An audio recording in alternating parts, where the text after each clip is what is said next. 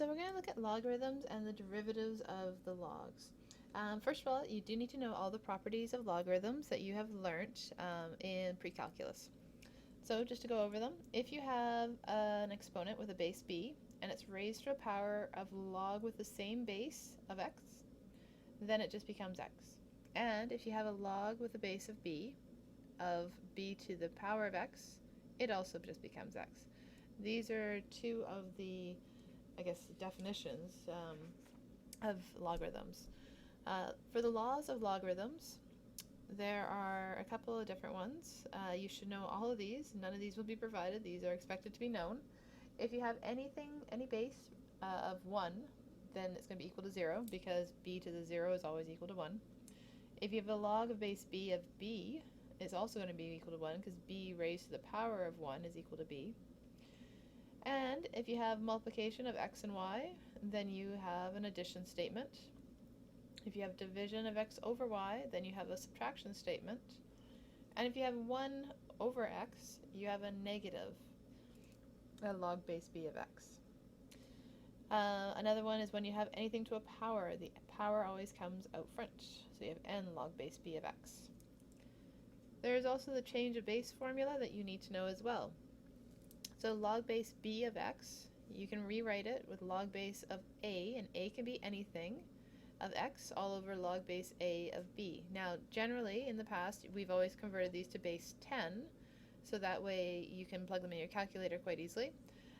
But there is also the fact that you can now do log base e, which makes it ln of x. So you can change anything with a base of b of x to ln of x over ln of b. So now we're going to look at the derivative. Now, we've already talked about having the derivative with respect to x of e to the x, and we've already said that that is e to the x. Now we're going to look at when we have a base b, which obviously is not e, to the x. When we take the derivative of this, we were talking about how this was our limit that we were put a little asterisk about beside last time. Well, now we can actually write it as ln of b, the log of your base with the base of e.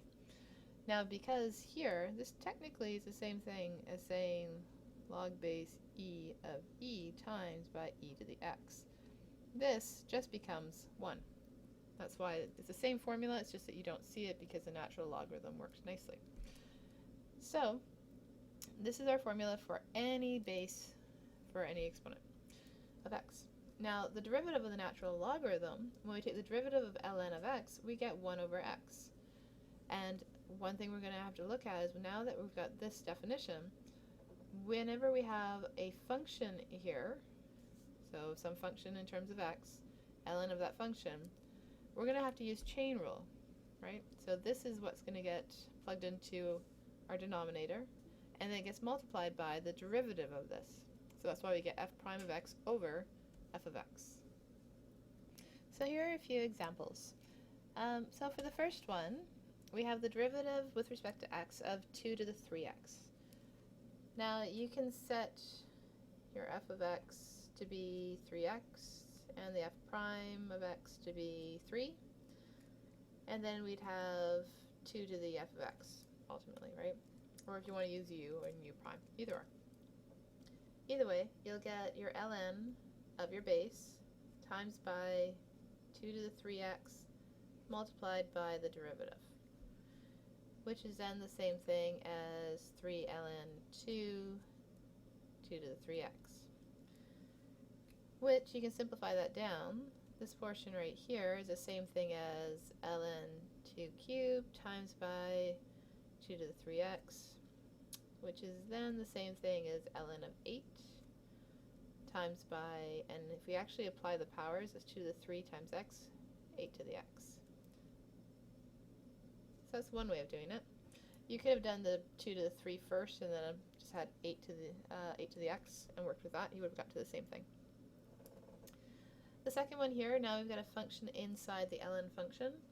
So we now know that it's going to be 1 over your function, which is x to the 5th, times by the derivative of that, so 5x to the 4th, which then becomes 5x to the 4th over x to the 5th, which if you reduce down the powers of x, it's going to become 5 over x. then for this one, before we start working on it, I'm going to use the change of base formula. So we're going to do the derivative with respect to x of, and I'm going to put it into terms of ln. So ln of x all over ln of 5. Now ln of 5 is technically a constant, so all you have to do is say 1 over ln of 5 times by the derivative with respect to x of ln of x.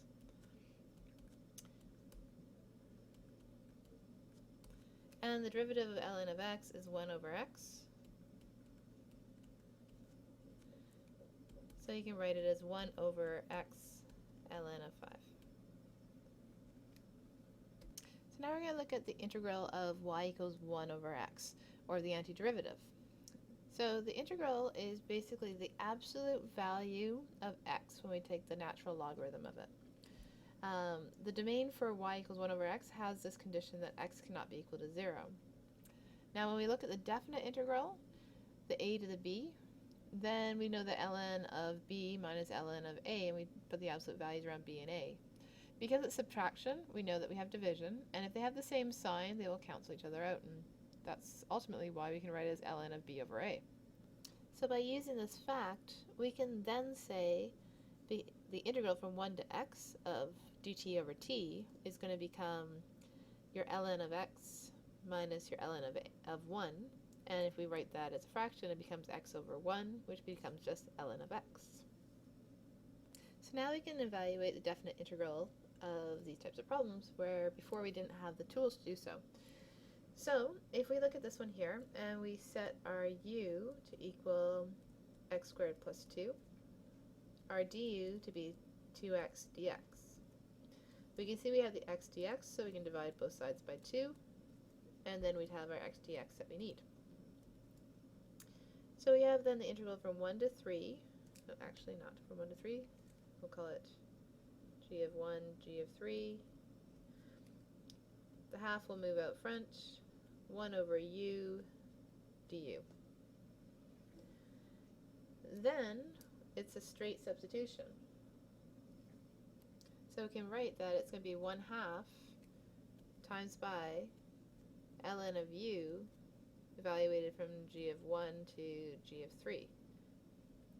Now it's up to you as to whether you want to evaluate g of 3 and g of 1 is, or whether you want to substitute back in your x terms, your x squared plus 2. Either way, you'll get the same thing. So you'd have your ln of x squared plus 2 evaluated from 1 to 3 if you wish to plug it back in. Either way. And in this case here, we'd have half of ln 3 squared plus 2 of 11, and minus your half ln of 3. So then you can write it simply as, because they both have a factor of 1/2, I could have kept it out front, of ln of 11 over 3. And then plug that into your calculator, which is approximately 0.65, we'll say. But this would be appropriate as well.